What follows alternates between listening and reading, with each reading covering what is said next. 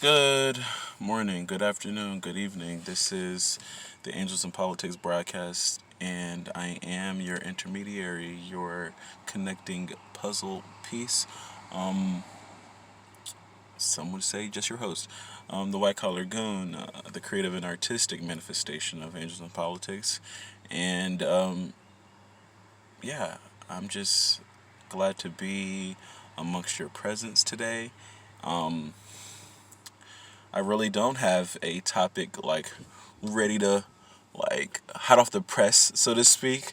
I guess there's a number of things that we can talk about, but of course, like I want you to always remember that you are the news, and you're who I care about. You're all I think about. You're the most important being, entity, spiritual, powerful conductor in this universe. You know, yeah, that's just you. So, um, you're of importance. So I just want to listen to you and glean what I can from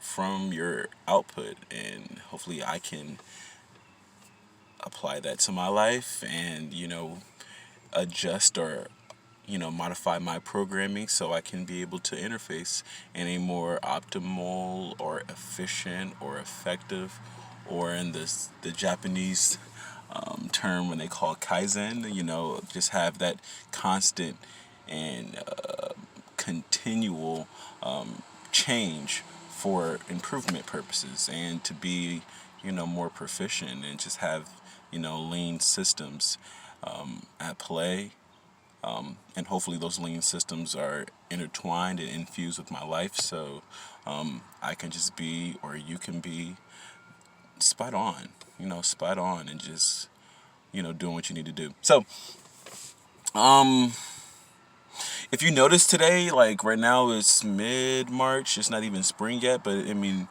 based on the vibe and based on what you're seeing from just like the vehicle, the sun is out.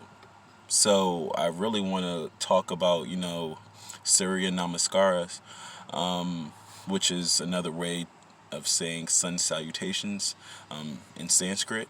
So surya namaskara are a sequence is a great term, sequence of 12 poses, 12 asanas, 12 moves that encompass sun salutation, a full sun salutation. And without going into like the hatha practices or the asanas, it's really just a way for you to, in my in my opinion, give thanks, or to show reverence, or to fully,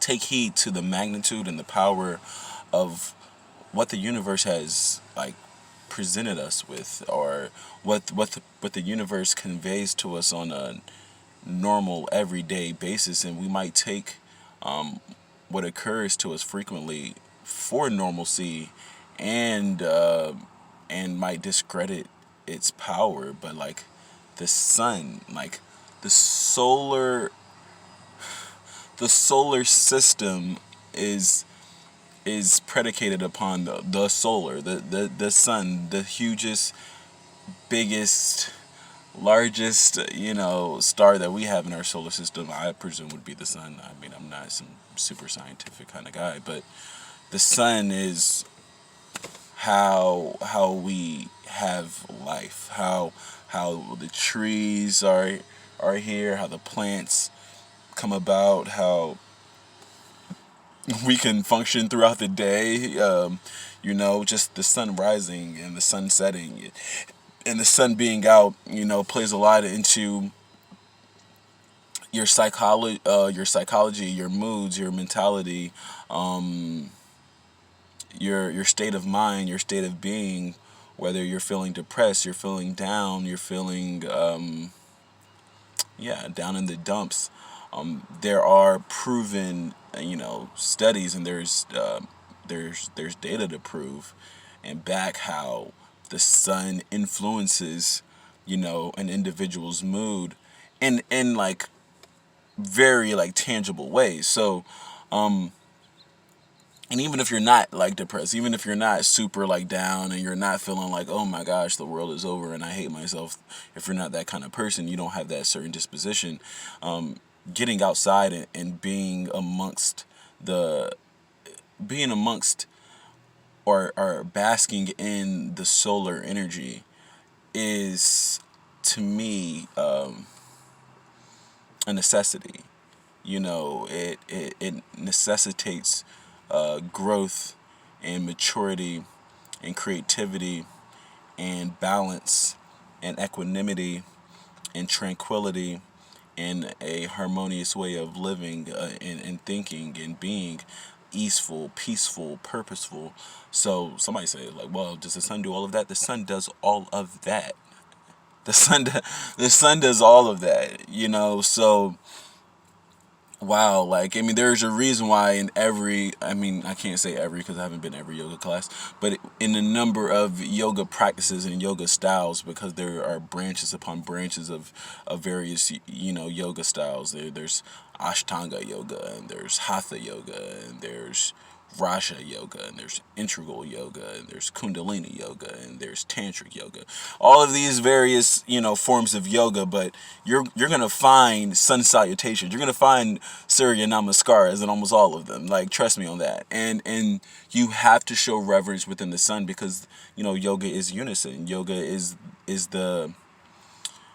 unity. Yoga is the bridge between the yin and the yang, the solar, the lunar, the the active self and the passive self, the higher self, the lower self, the conscious and the subconscious or unconscious, the permanence and the impermanence of everyday life, right? So the angels, the politics, the yoga is going to be the bridge. And when you think about life in a macro scale or in a holistic scale or just a universal, on a universal landscape, yeah, you need the sun because it shows, it's a depiction of, how, where you are in the time of day, or where you are in life, and it can tell you the season, it can tell you the month, it can tell you the time. I mean, before the days of watches and smartphones and all these types of technologies, people looked at the sun to be able to delineate what was, where they were, what was going on, who was who, what was what, right? And going into that polarity, the moon has, I wouldn't say just opposing effects, but it has extremely powerful impacts on the world and on, but the stars and of course the water. And I feel like the moon is going to be another conversation altogether, but right now we're talking about the solar energy. So yeah, if you're in high spirits, get some sun. If you're in low spirits, get some sun. If you're a child, of course they're gonna. I mean, every child, almost every kid, loves to go outside. They're just keen to spend some time outside. They're like for sure, for sure. I mean, trying to keep a child inside when they see the sun is out and it's bright, and you just it's criminal. It's incorrect. You just can't do it. Like, it's not right. You can't keep a child or a teenager or an adolescent or an adolescent, child inside. They're in school. They look outside. The sky is blue, or the clouds are moving, but the sun is bright and it's beaming, and you're thinking, I should be outside.